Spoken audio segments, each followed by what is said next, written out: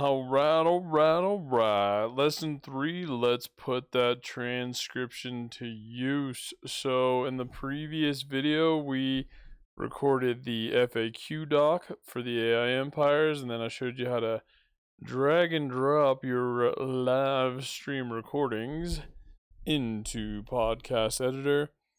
Now what we gotta do is go get the transcription. So this is my most recent video that I want to use the transcription from to train my AI. So let's go take a look at how we're gonna do this. It's real simple, guys.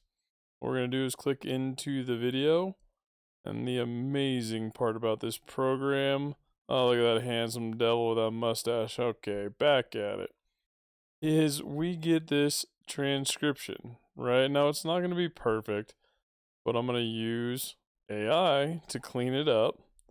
That way we can use it to train our agent. So to get the transcription, we're going to come over here to the 3 dots, and we're going to click on that.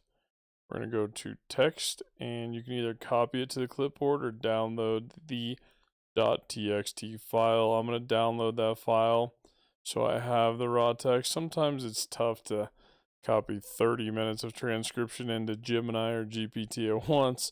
So we're going to take little chunks of that. And now that that's downloaded, let's just go take a look at what it looks like to make sure we got everything. And it's just going to be a raw text, but that's fine.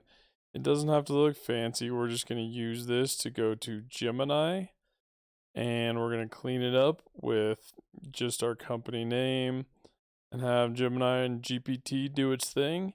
And we will move on to the next video where we will post this to our funnel within the AI empires.